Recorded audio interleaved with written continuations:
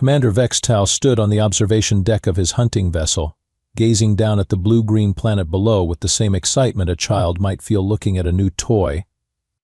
His elongated, reptilian features twisted into what passed for a smile among the Kethnari, but revealing rows of needle-sharp teeth that had evolved for tearing flesh from still-living prey. "Ah, Earth," he said, his voice carrying that particular blend of arrogance and anticipation that comes from being at the top of the food chain for far too long. The third planet in this pathetic little system, home to humans, the galaxy's most overrated species. Scout Zimra, nervous energy radiating from her smaller frame, bounced on her clawed feet. "Commander, the preliminary scans show they haven't even achieved faster-than-light travel. Some of them still use projectile weapons that rely on chemical propulsion."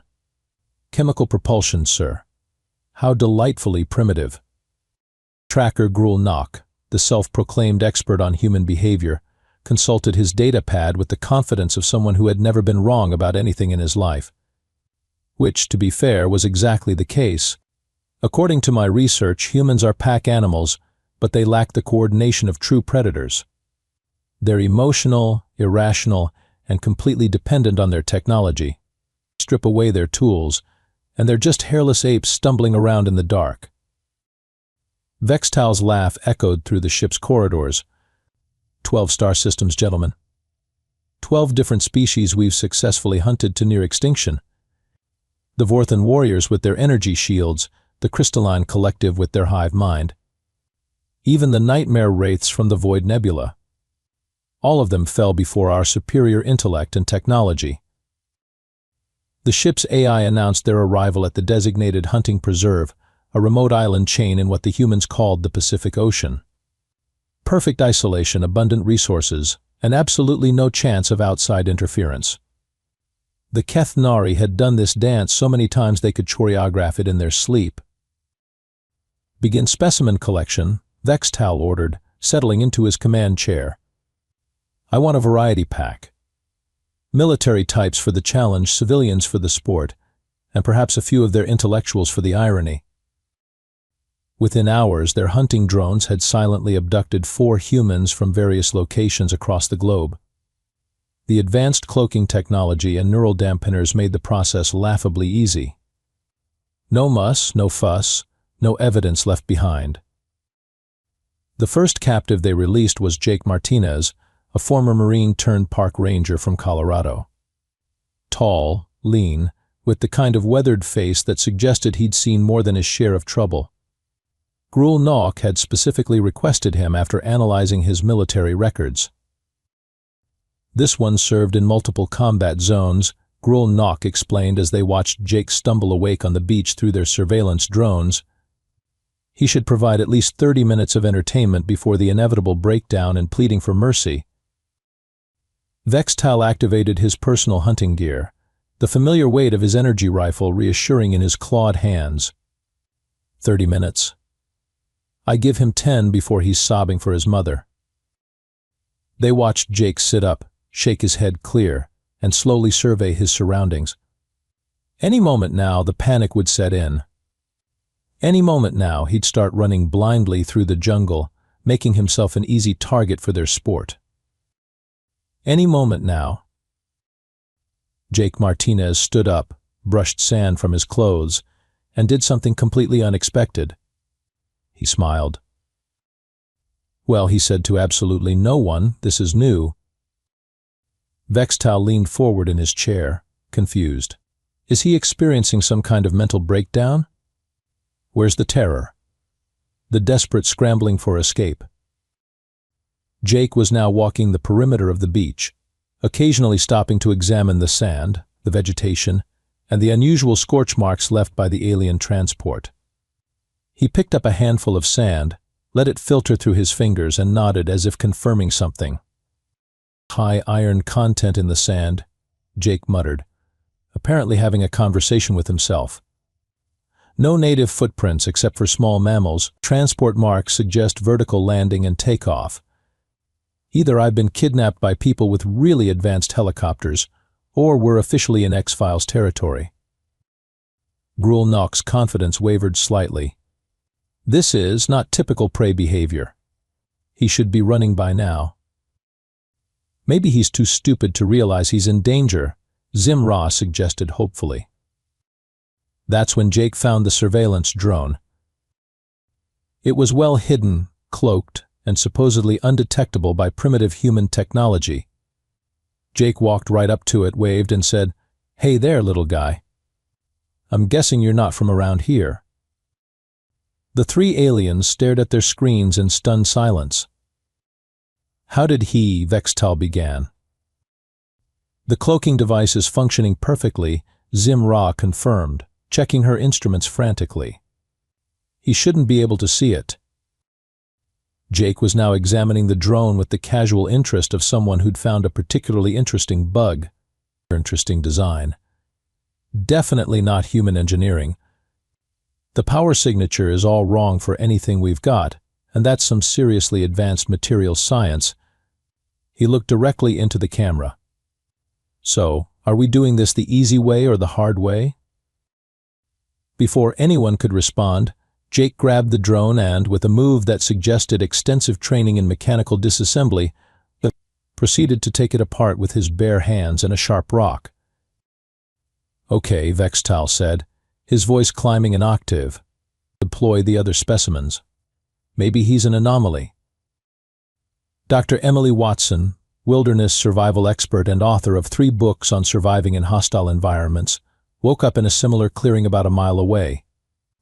Unlike Jake, she immediately began what could only be described as a systematic analysis of her situation.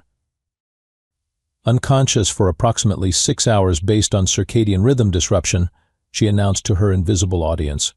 Transported by unknown means to an island environment, probably Pacific based on the vegetation and climate. No obvious injuries, which suggests my captors want me alive and mobile. She paused, looked around, and added, "Also, I'm being watched. Hi there, kidnappers. Nice drone work, but you might want to work on your thermal shielding. The heat signature is visible if you know what to look for." Marcus Tank Thompson, ex-Special Forces and current security consultant, had a more direct approach. He woke up, assessed his situation in about 30 seconds, and immediately began setting traps. Woodland environment, check. No obvious escape routes, check. Hostile surveillance, check. Unknown enemy capabilities, check. He looked up at the sky. "Well, boys, looks like we're playing for keeps." Lisa Park, MIT-educated engineer and weekend survival enthusiast, took yet another approach. She woke up, found the nearest surveillance drone, and began talking to it like it was a colleague. "Okay, let's establish some ground rules here. First, I'm assuming you speak English, or at least have translation software. Second, I'm not particularly scared of you, more curious than anything. Third, I'm going to assume this isn't a government operation because, frankly, our government isn't this creative." She sat down cross-legged and continued, "So here's what I think is happening. You're probably not from Earth, which means you've got technology I'd love to get my hands on. You've kidnapped us for reasons I can't fathom yet. But I'm guessing it's not for our sparkling personalities. And you're probably watching this with a mixture of confusion and growing concern." Meanwhile, back on the ship, the 3 aliens were experiencing something they'd never encountered in 12 previous hunts. Their prey was adapting faster than they could react. "Sir," Zim-Ra reported, her voice shaking slightly, "the human-designated Marcus has constructed 17 separate traps in the past 2 hours. Our ground reconnaissance drones are, well, they're not doing well." Gruel Nock was furiously consulting his data on human behavior. "This makes no sense. Humans are supposed to be emotional, irrational creatures. They should be panicking, not engineering countermeasures." That's when Scout Zim-Ra made her first fatal mistake. She volunteered to personally investigate the human-designated Jake, confident that her superior speed and reflexes would make her untouchable. She found Jake waiting for her. "You know," he said conversationally, "I've been thinking about your technology. Really impressive stuff. The cloaking, the silent running, the advanced materials. But here's the thing about advanced technology. Zim-Ra raised her energy weapon, but Jake was already moving. It always has a weakness. The snare that caught Zim-Ra around the ankle was constructed entirely of local materials, but it was positioned with the precision of someone who understood physics, engineering, and the behavioral patterns of overconfident predators. As Zim-Ra hung upside down from a tree, Jake continued his lecture. See, you've been hunting species that evolved to be prey. But humans? We didn't evolve to be prey. We evolved to be the thing that everything else was afraid of. He looked up at her with a grin that would have made his ancestors proud. Welcome to Earth. Population, one apex predator species, and you just declared war on all of us. The humans had been on the island for 6 hours when they found each other. It wasn't luck, coincidence, or accident. It was the result of 4 highly trained individuals systematically working to understand their situation and locate potential allies. Jake had used his military experience to identify the most defensible positions on the island. Dr. Watson had analyzed the ecosystem to determine the most likely locations for human habitation. Marcus had created a network of signals using reflected sunlight and arranged rocks. Lisa had reverse-engineered parts of a captured drone to create a makeshift communication device. When they met at the island's central water source, the aliens watching through their remaining surveillance equipment experienced something they'd never felt before: the growing realization that they might be in serious trouble.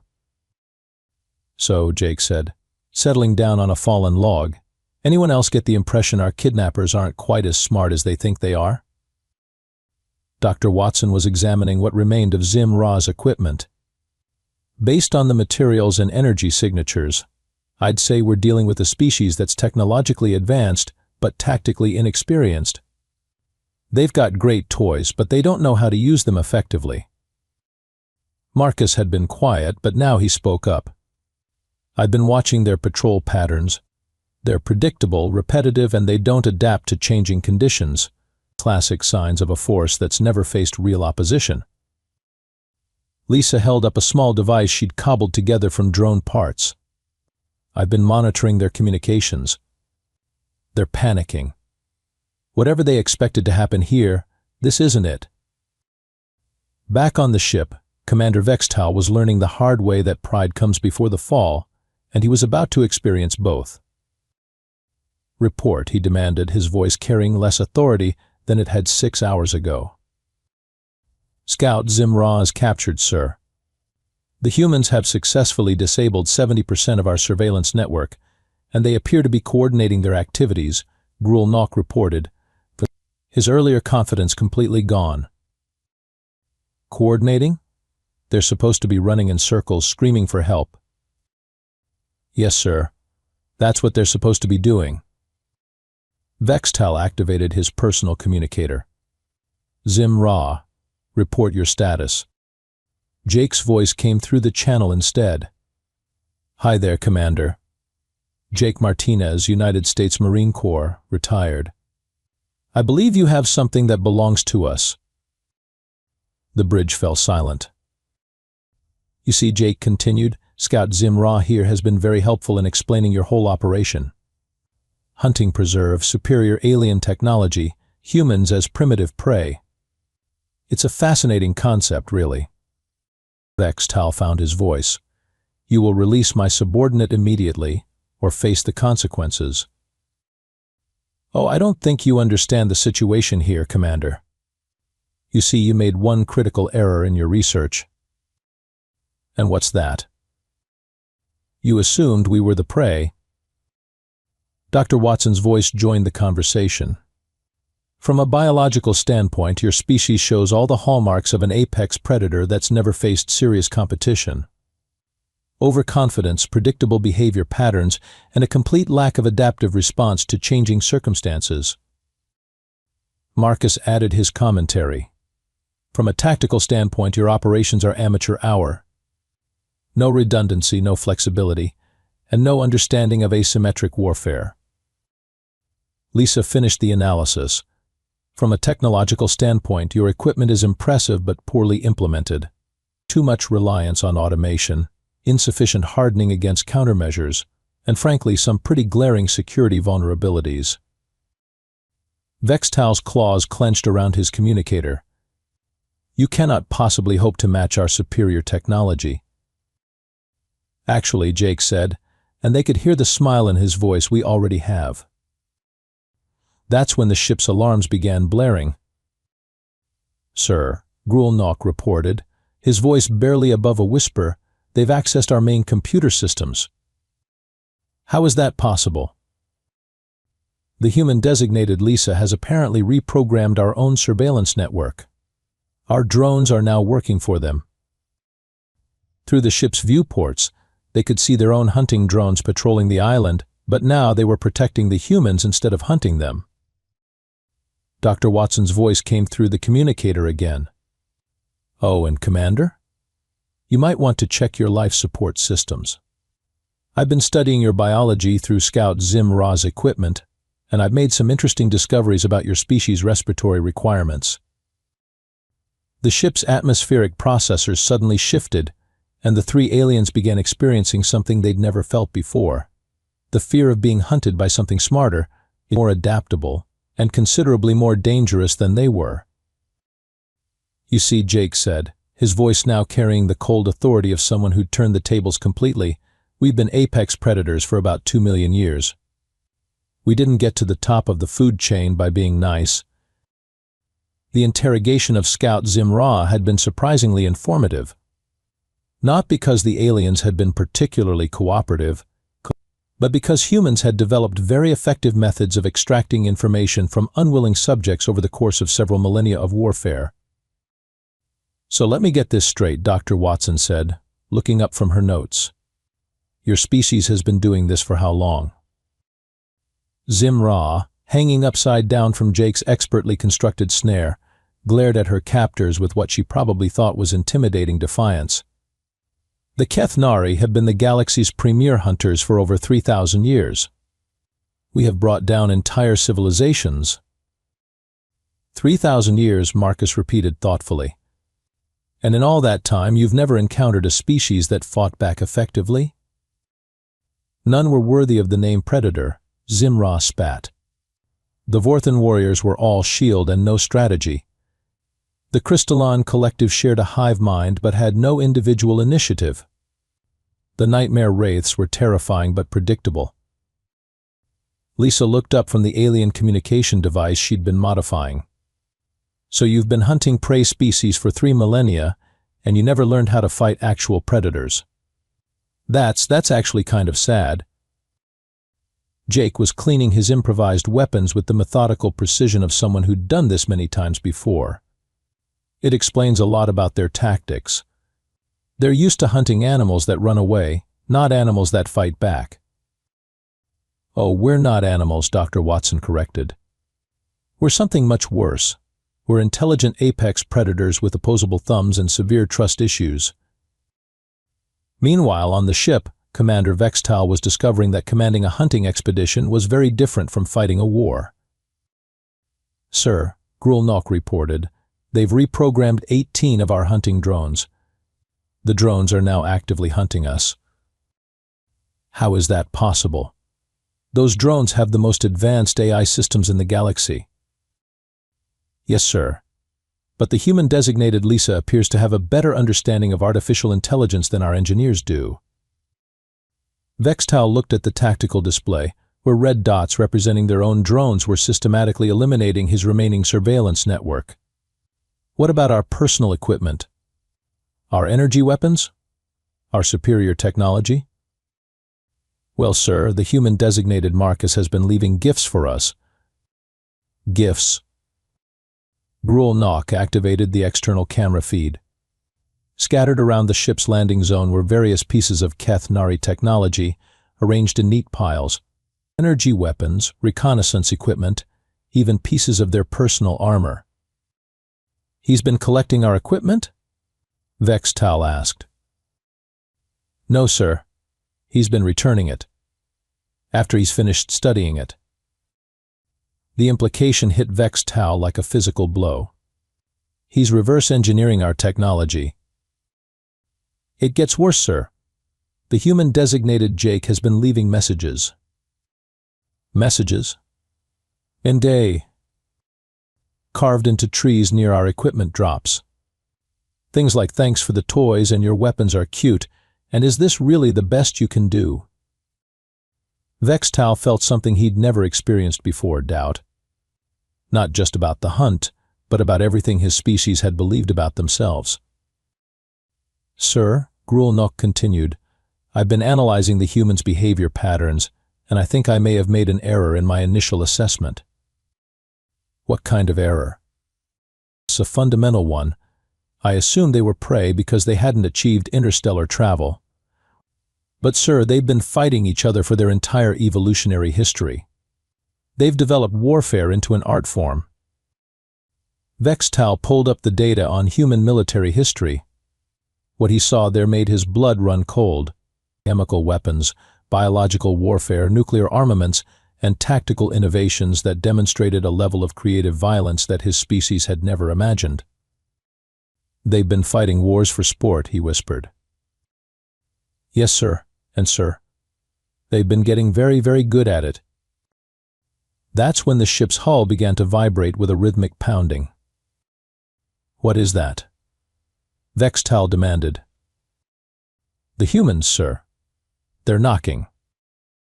Through the ship's external cameras, they could see Jake standing at the main airlock, holding what appeared to be a shaped charge made from their own explosive devices. Commander, Jake's voice came through the communication system. We need to talk. This is impossible. How did they reach the ship? They climbed, sir. Apparently humans are excellent climbers. Jake's voice continued now. You have two choices.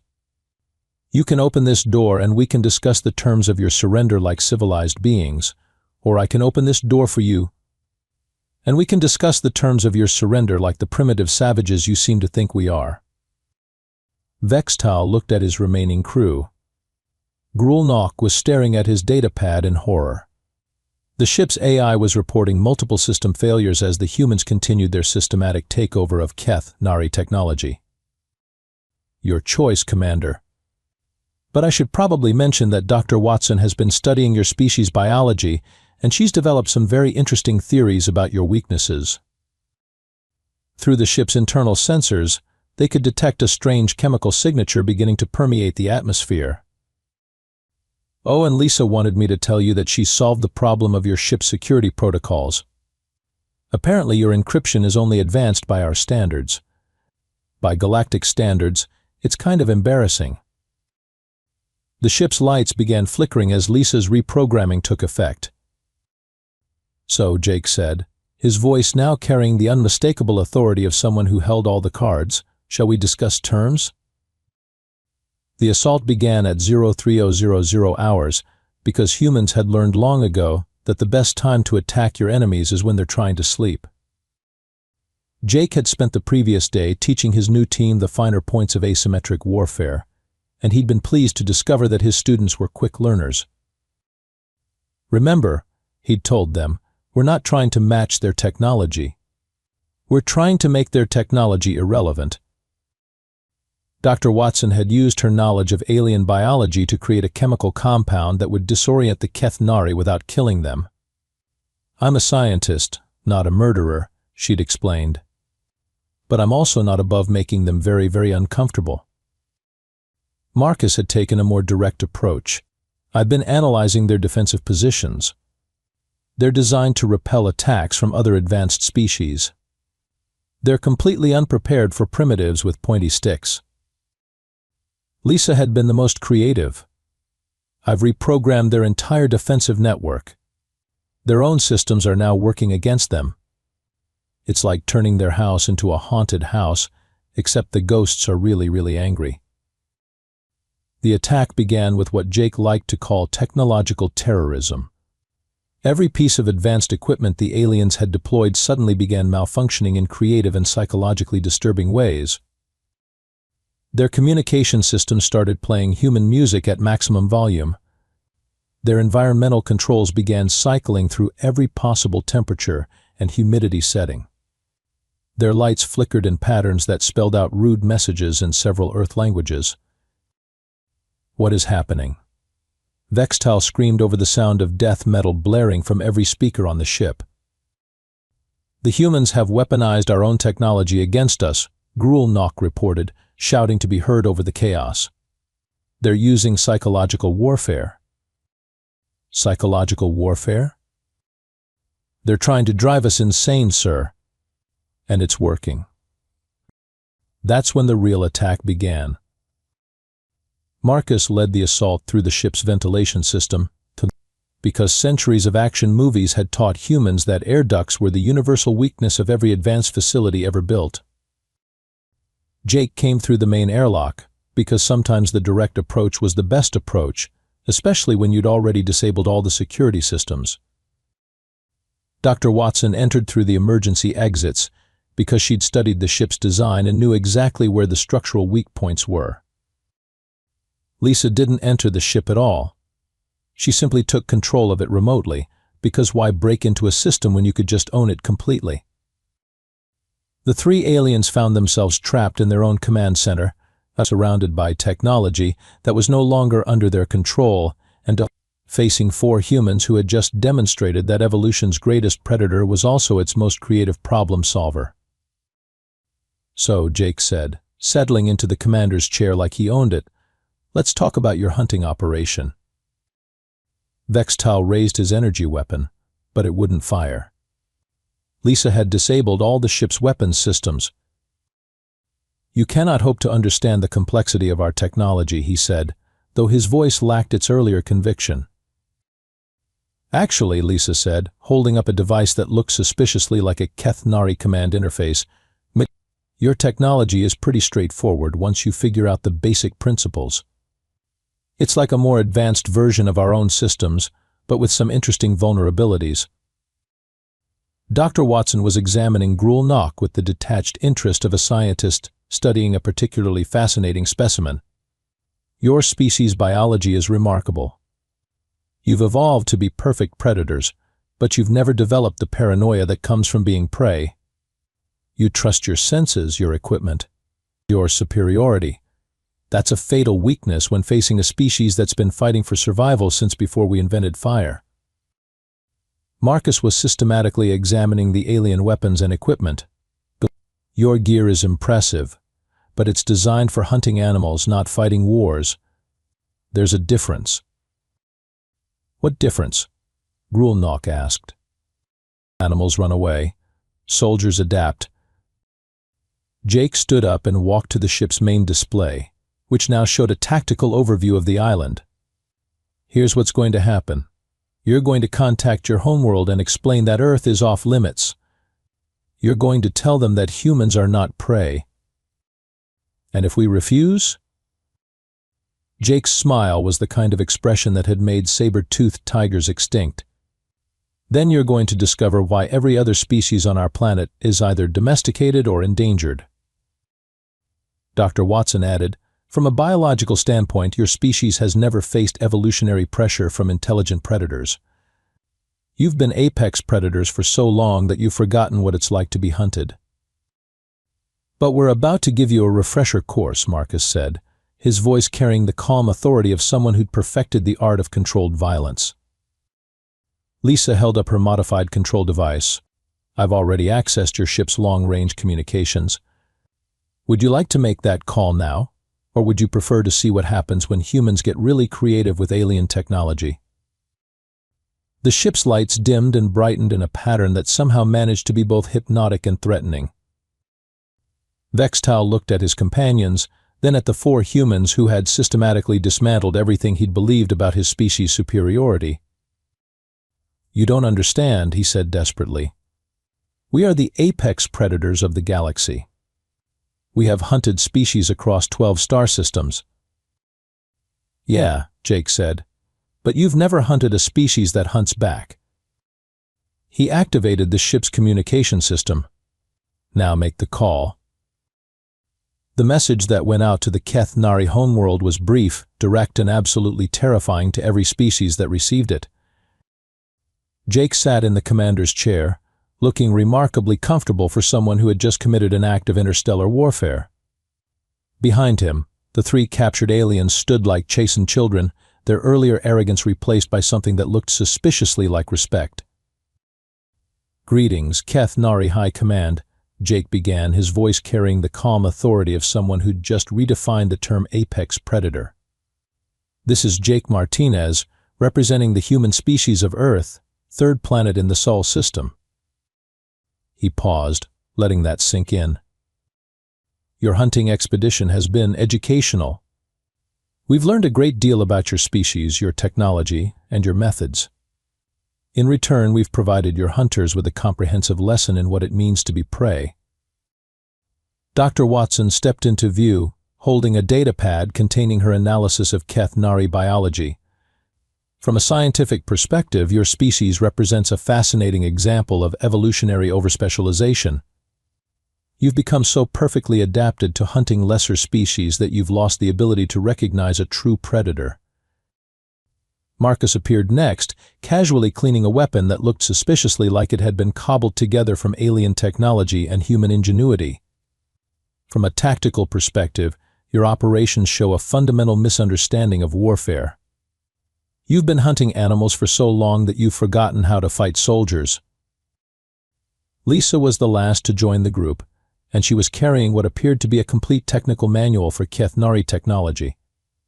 "From an engineering perspective, your technology is impressive but poorly secured. It took me about 6 hours to reverse engineer your entire technological base."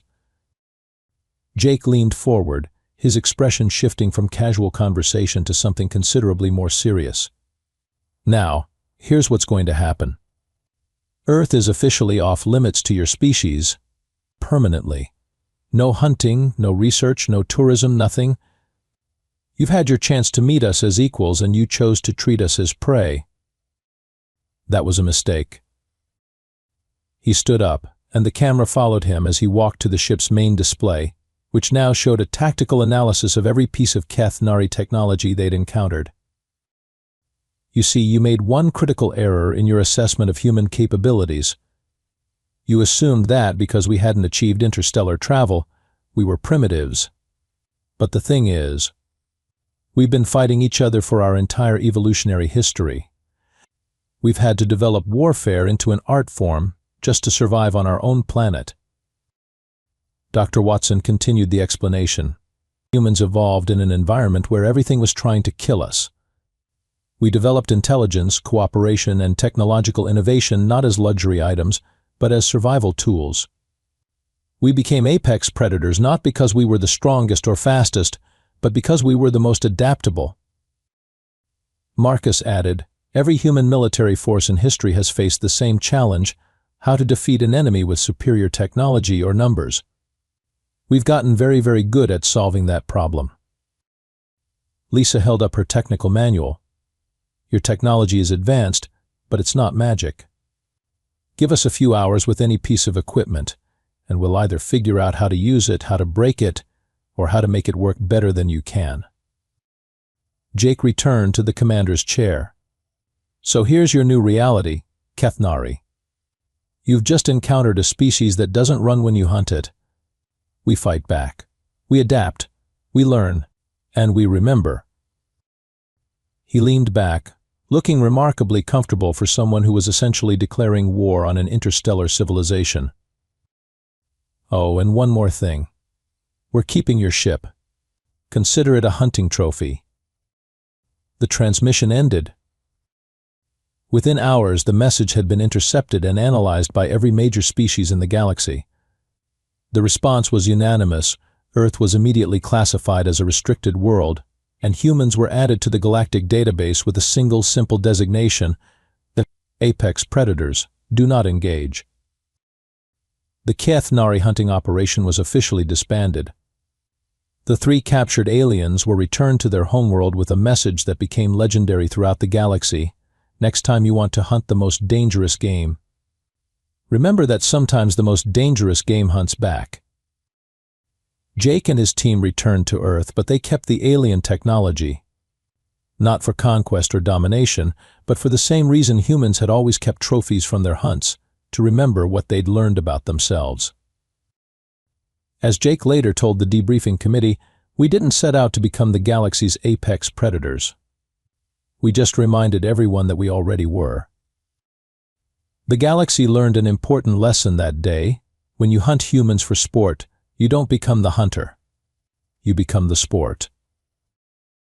And somewhere in the vast darkness of space, every species that had ever considered Earth as a potential hunting ground quietly removed it from their target lists.